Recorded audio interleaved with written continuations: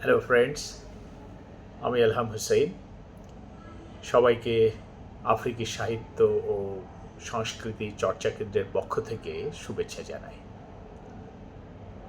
দুটি শব্দ, একটি ট্রান্সফরমেশন এবং আরেকটি চেঞ্জ। এই দুইটি শব্দ দিয়ে আফ্রিকার দুটি যুগের সাহিত্যের নির্যাস নির্ধারণ করা সম্ভব। ট্রান্সফরমেশন এবং চেঞ্জ এই দুইটি শব্দকে বাহ্যিকভাবে একই রকম বা একই অর্থবোধক মনে হলেও আসলে এই দুইটি শব্দের মধ্যে ব্যঞ্জনাগত, দোতনাগত পার্থক্য রয়েছে। ট্রান্সফরমেশন বা রূপান্তর এমন একটি বিষয়কে বোঝায় যে বিষয়টিকে নতুন করে সংজ্ঞায়িত করতে হয়, অর্থাৎ যা রূপান্তরিত হয় তার নতুন একটি পরিচয় তৈরি হয়।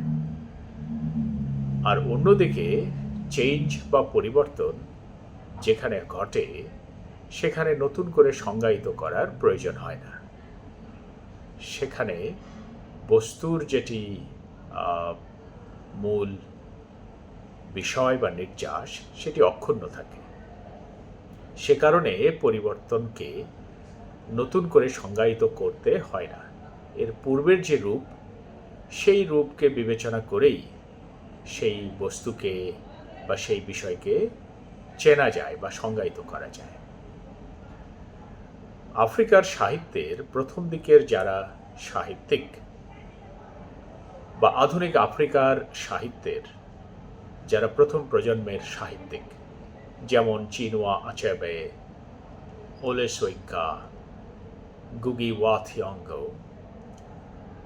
গ্যাব্রিয়েল ওকারা, ক্রিস্টোফার ওকিবো, এরকম আরও যারা সাহিত্যিক আছেন, তাদের সাহিত্যের অন্যতম প্রধান বিষয়বস্তু ট্রান্সফরমেশন। তারা দেখাচ্ছেন কিভাবে আফ্রিকি সমাজে ঔপনিবেশিকতার অভিঘাতে সবকিছু আমূল বদলে যাচ্ছে। উদাহরণস্বরূপ চিনুয়া আচেবের আমরা যদি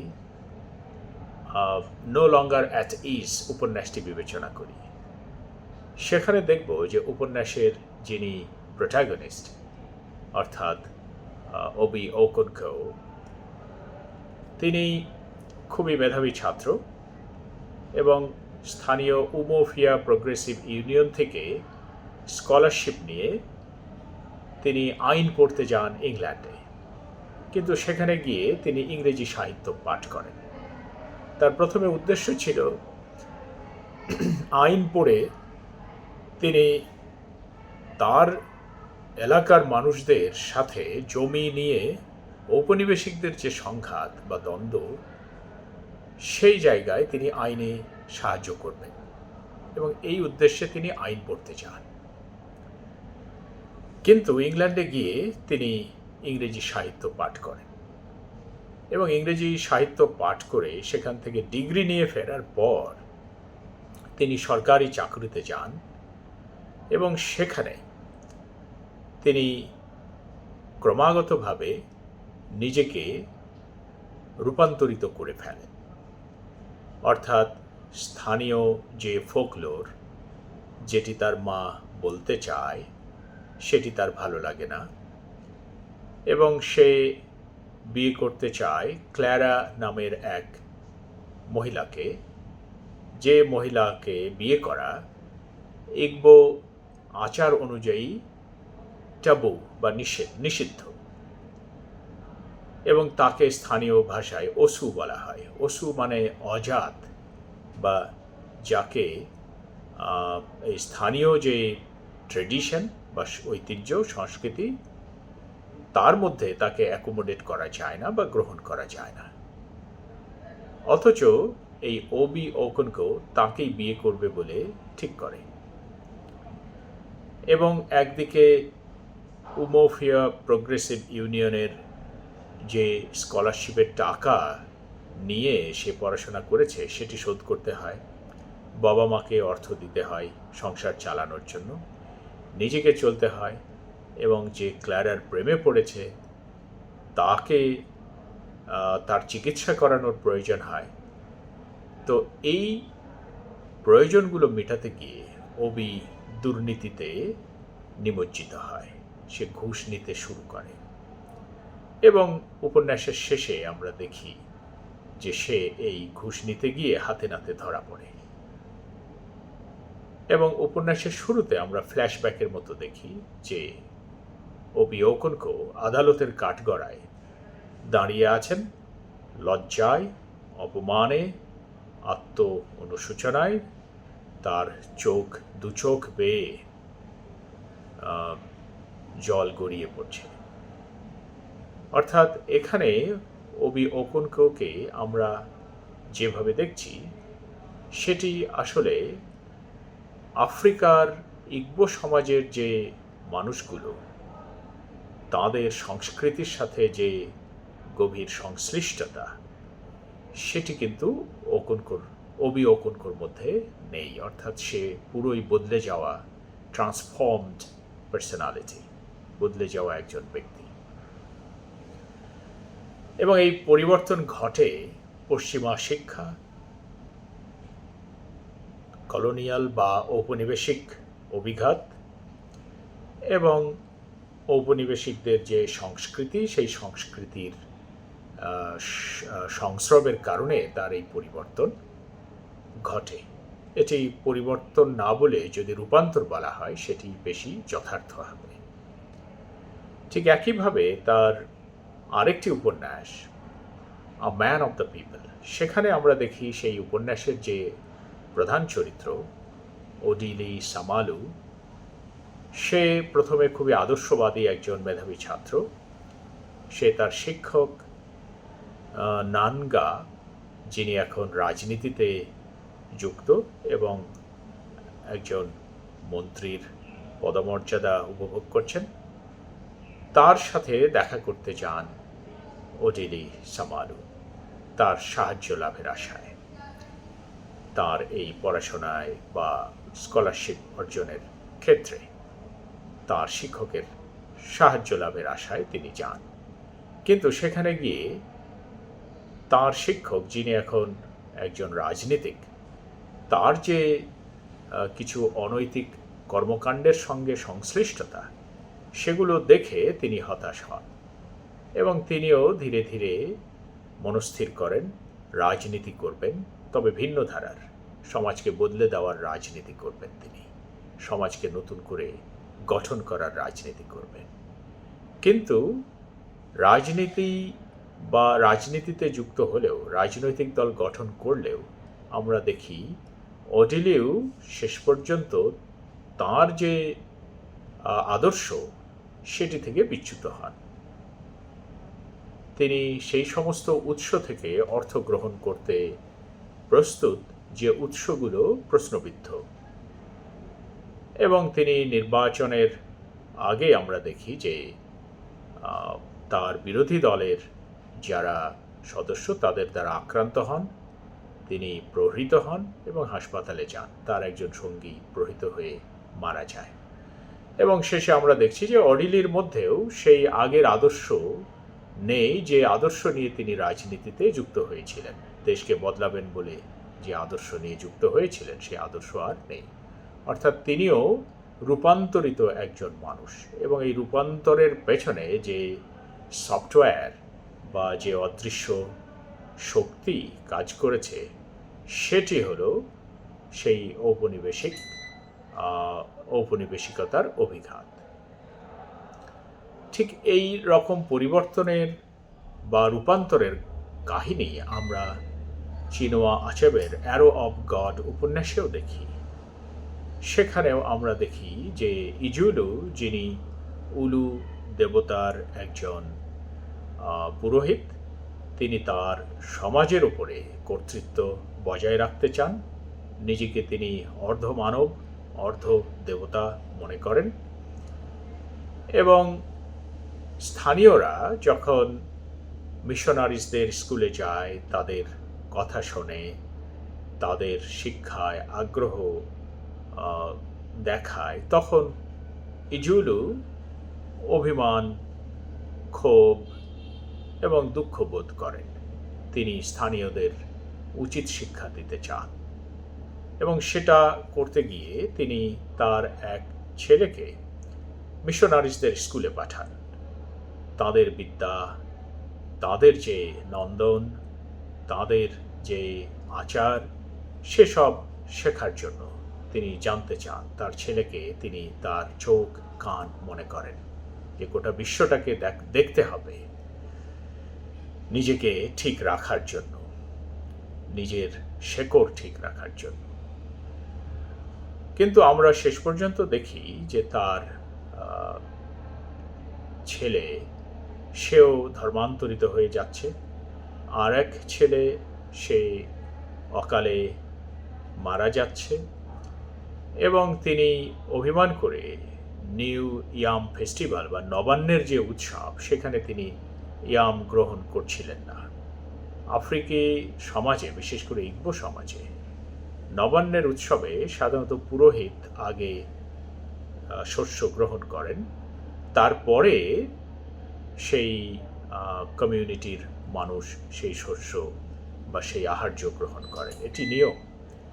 তো ইজুলু যেহেতু গ্রহণ করছিলেন না, খাবার গ্রহণ করছিলেন না, এবং তিনি এটিকে একটি তার অস্ত্র হিসেবে নিলেন যে তিনি খাবার গ্রহণ না করলে স্থানীয়রাও খেতে পারবে না, নিয়ম ভেঙে, সংস্কার ভেঙে, এবং এতে তাদের কষ্ট হবে এবং এতে তারা বুঝবে যে ইজুলুর কর্তৃত্ব বা ক্ষমতা কতটুকু। কিন্তু শেষ পর্যন্ত আমরা দেখি যে মানুষ ক্ষুধায়, দারিদ্র্যে এবং অপমানে বাধ্য হয়ে তারা ইজুলুর পক্ষ ছেড়ে মিশনারিজদের কাছে চলে যায়, ধর্মান্তরিত হয়, তাদের কাছ থেকে খাবার গ্রহণ করে। এই যে পরিবর্তন, এবং শেষে ইজুলু যে নিজেকে